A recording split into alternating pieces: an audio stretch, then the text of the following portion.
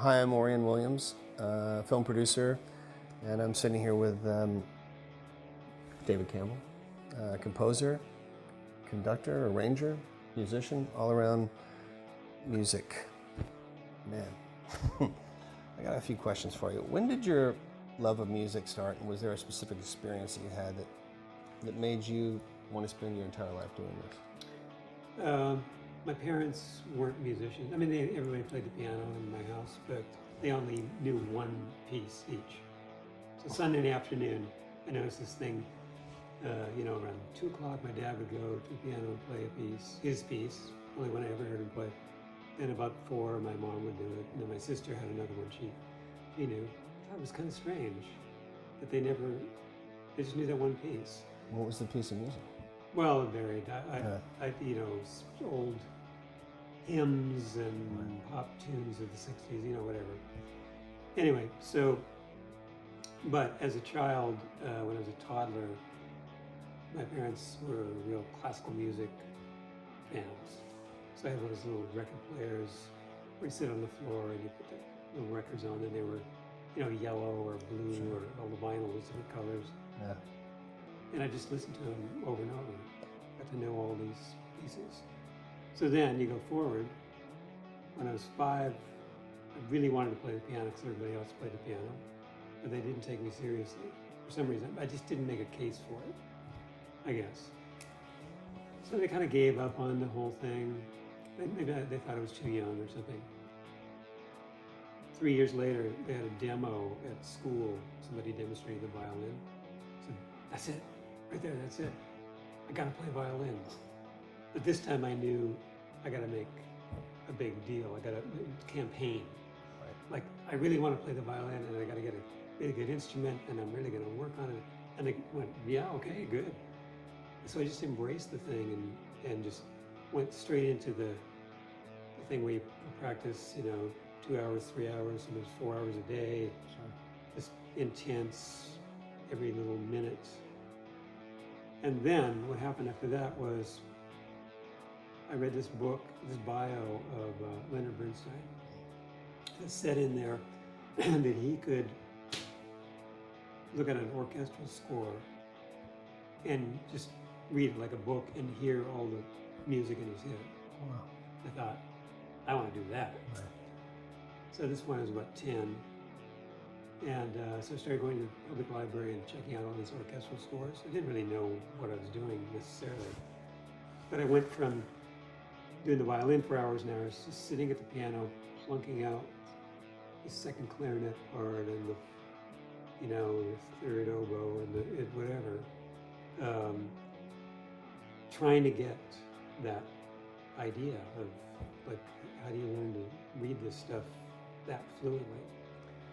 So basically in the 6th grade, I was the kid who at recess was often in a corner of the playground under the tree with the orchestral score practicing conducting. Wow. It's right about then when it was, just, okay, this is going for broke. Yeah. I don't know where to learn all this stuff or who to connect with or whatever, but this is it, I mean, did you ever think it would be a job for you, or you just thought, well, this is something I'm doing now, or could it ever translate into?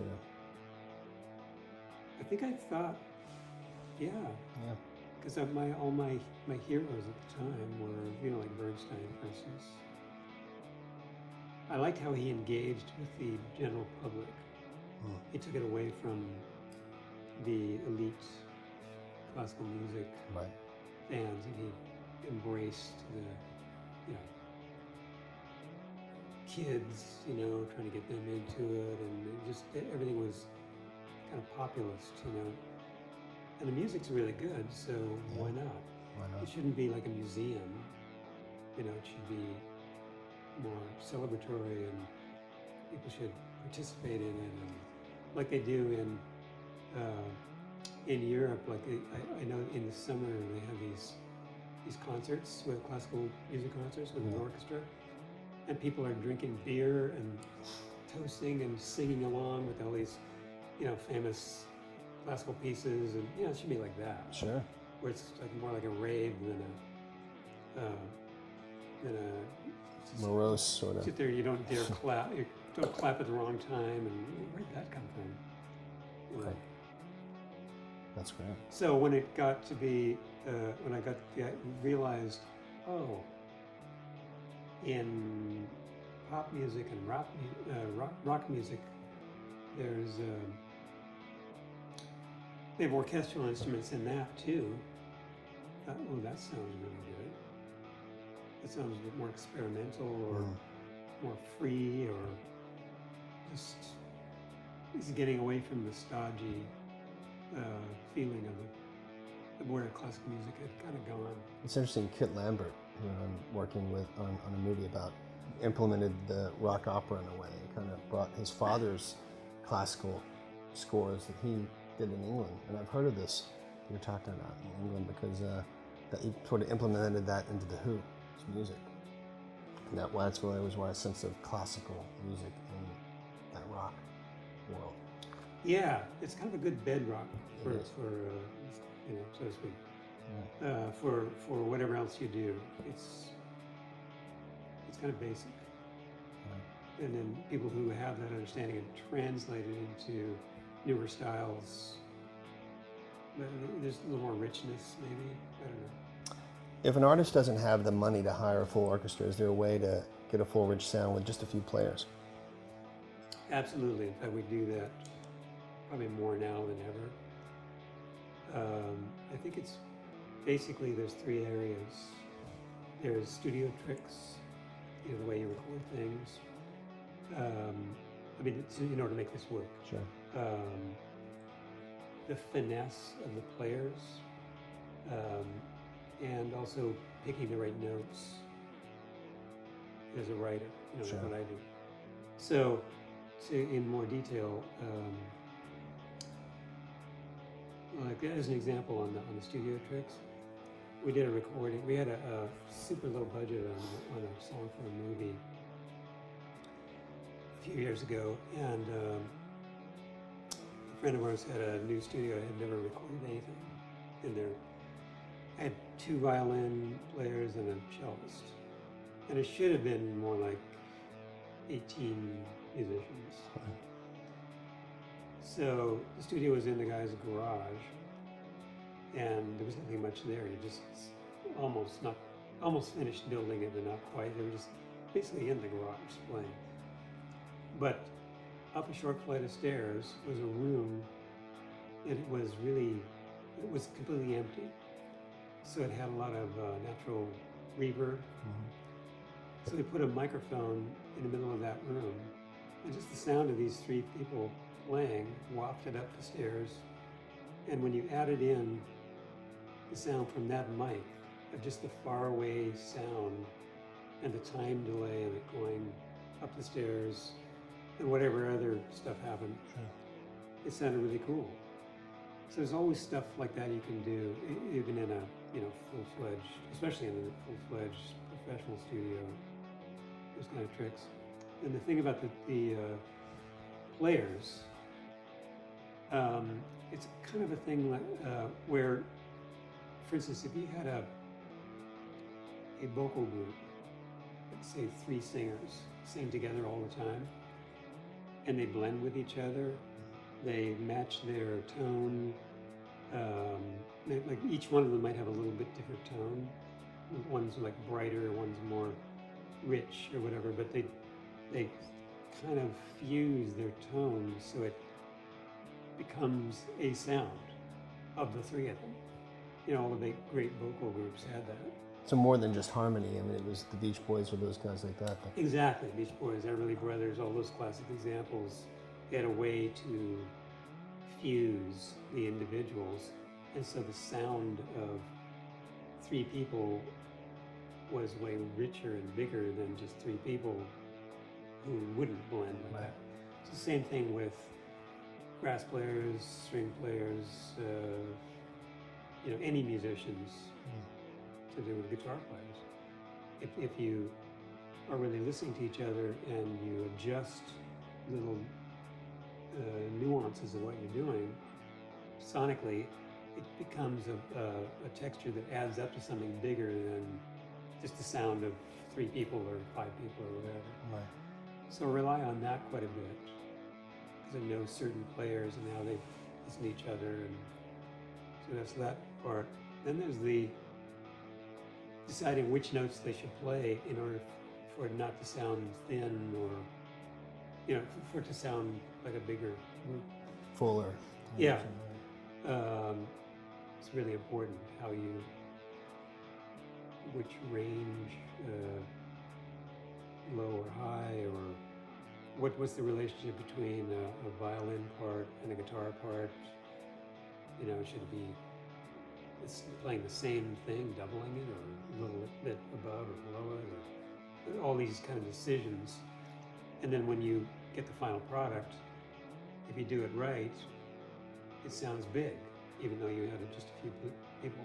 Is it the same philosophy when you, I don't know the exact term, but when you overdub, you record the vocalist, the lead singer, and then you, on top of that, use their same voice exactly them again in a record? Is that the same? I'm glad you brought that up, because that's the way a lot of people do accomplish having just a few musicians and wanting to get a big sound. They just take those 4 people, let's say, and they just record them over and over, 10 times until it sounds like 40. Sure. Yeah. The trick is, though, it doesn't really sound like 40. Because it's too similar.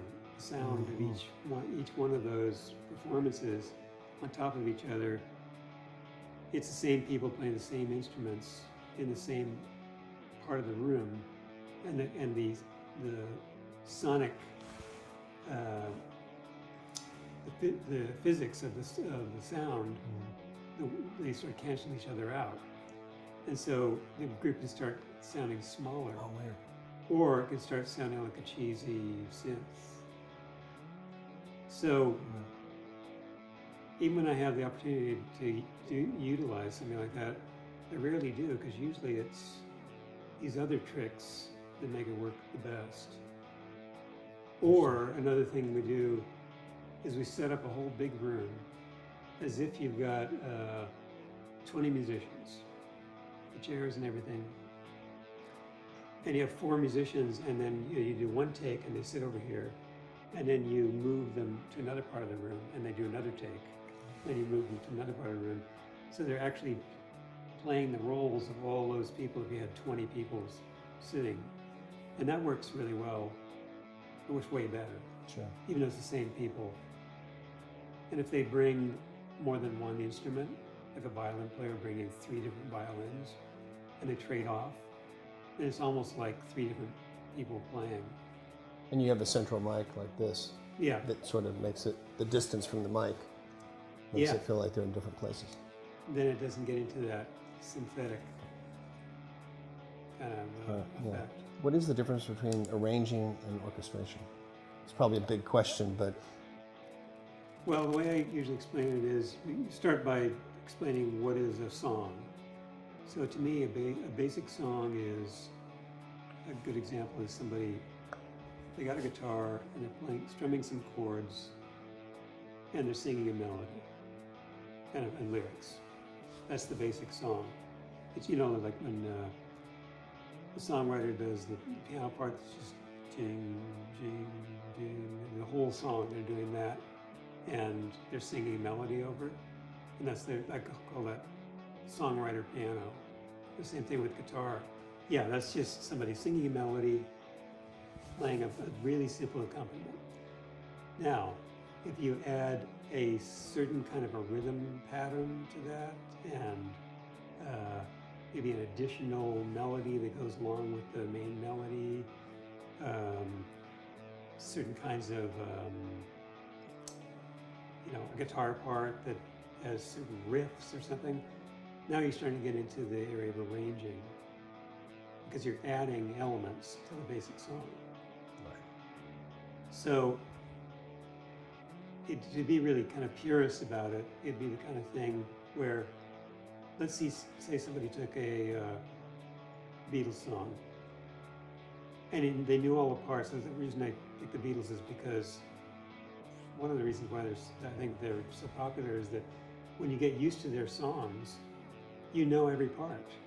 You tend to know the bass part, you know, the orchestra part, the piano part, because there's so many hooks. Right. So let's say somebody plays the whole thing on piano. You know, they're singing it. They play the horn part and the bass line and everything. They're playing the arrangement, but it's still not an orchestration. Orchestration is, you got all these different parts that the guy just played on the piano, like really elaborate. He's covering all the bases.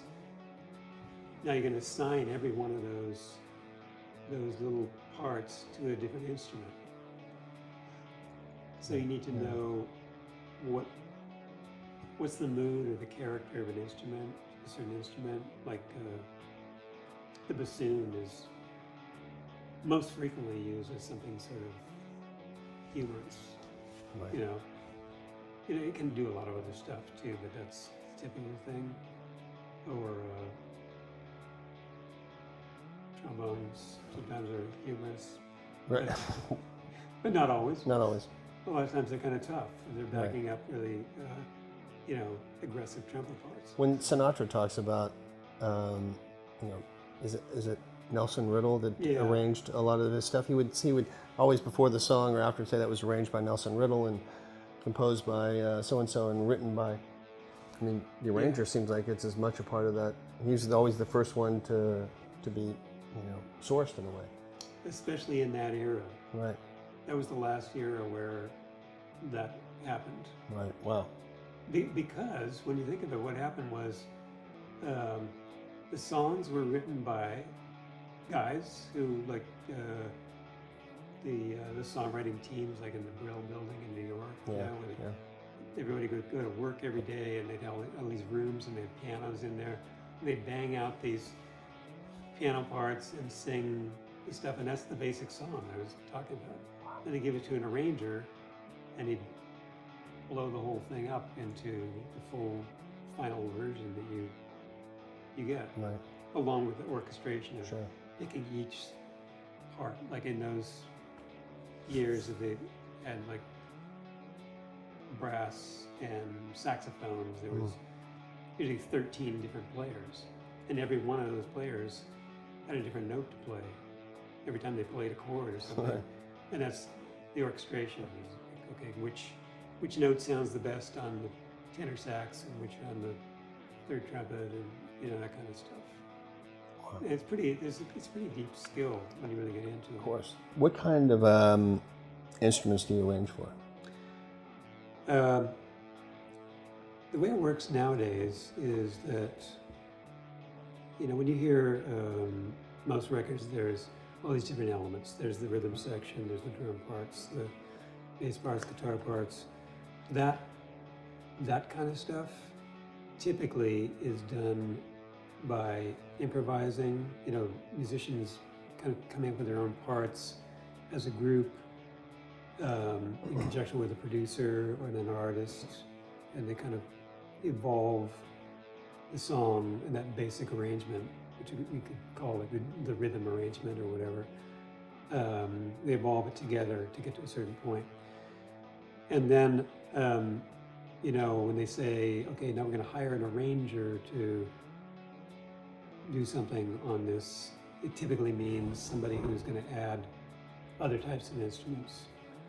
Brass, strings, pipe organ, choir, whatever, all these kinds of things, Right. which in a lot of cases, you're talking about musicians who read music, and there are groups of players, so it's expensive when you bring them in.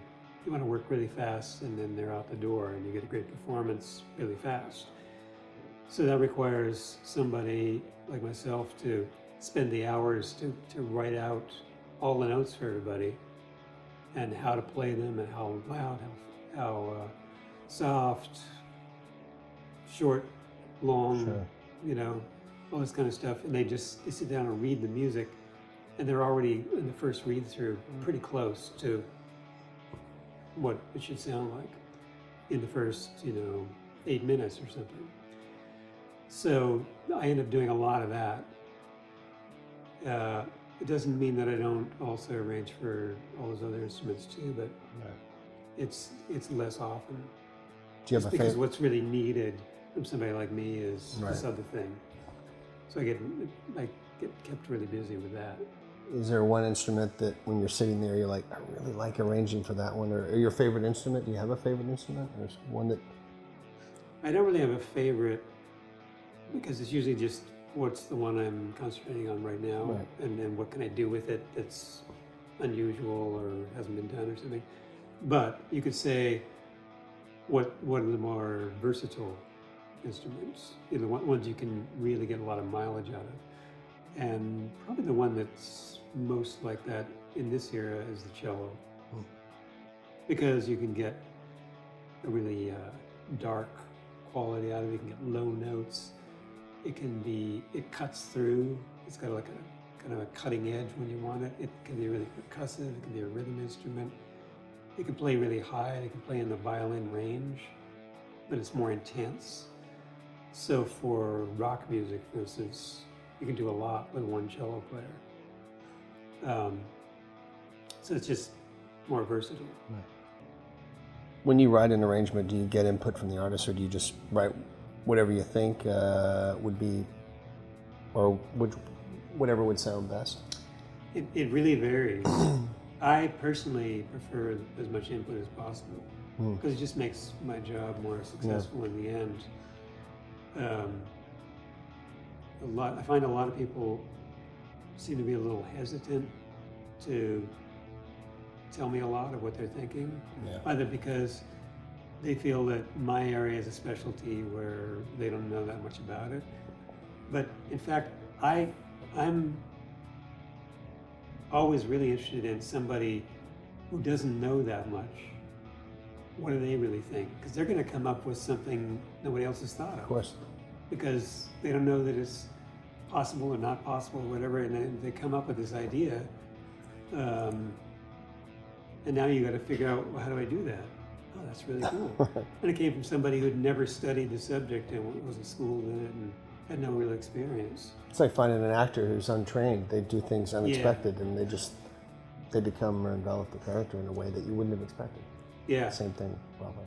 And there's been a tradition, at least I noticed when I first started doing this kind of work, it seemed like a lot of the arrangers and studio musicians, they would kind of poo-poo the young people coming up with new, fresh ideas, like, oh, they don't know what they're doing, they're not doing it the way we do it, And it never made sense to me. It's, wait a minute, that's where you get the fresh ideas. Of course.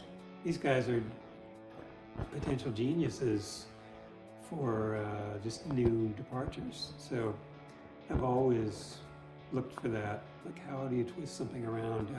How do you take the thing that's always done this way and just not do it that way, do it a different way? I like that. Yeah.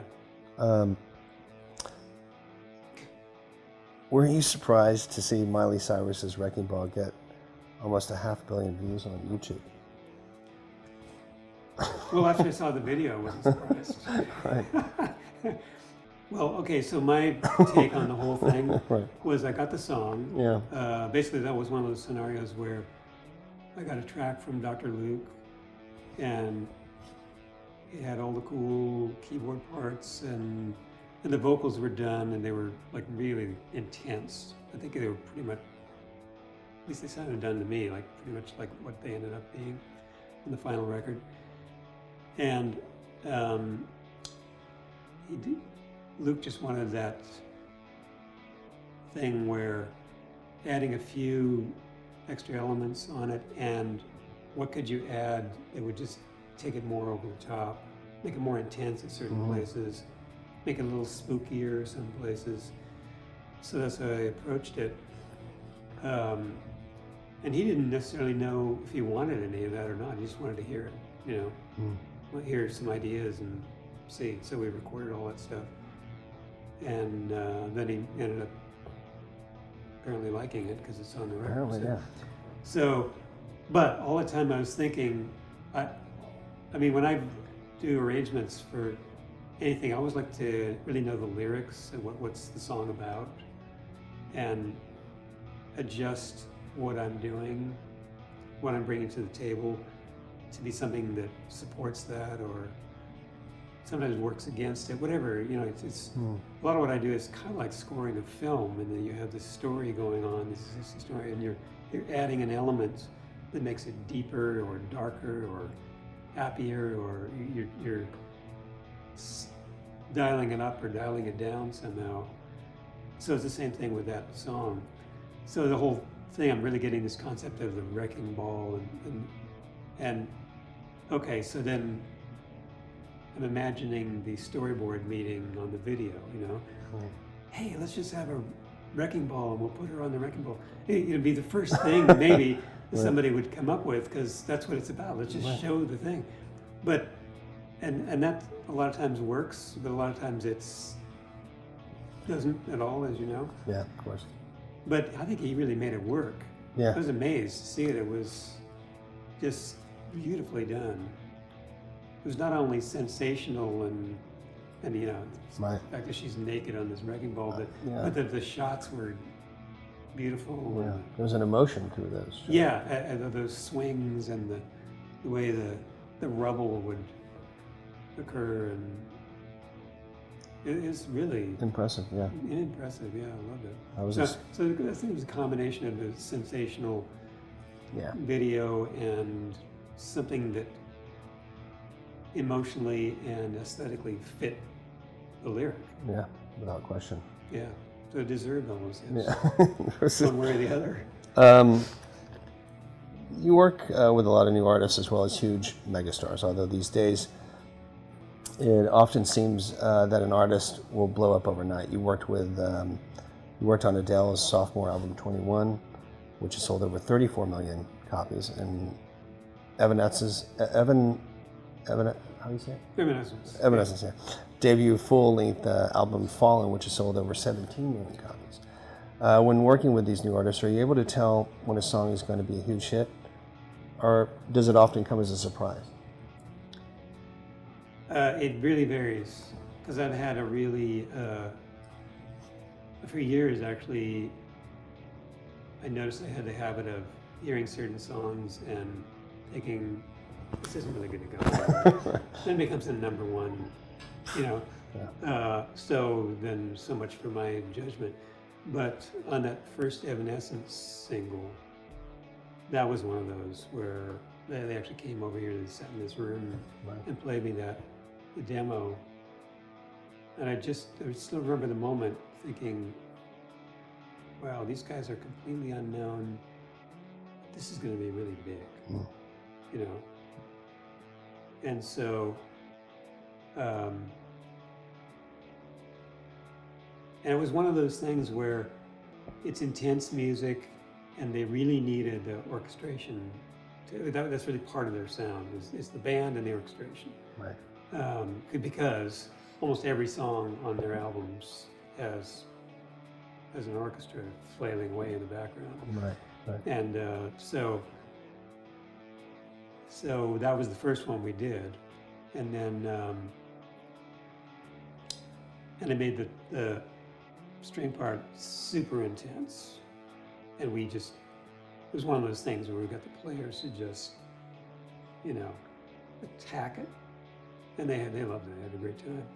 Right. So between Amy Lee singing so intensely, the band playing so intensely, the string player, everything on the record just jumps out of the speakers.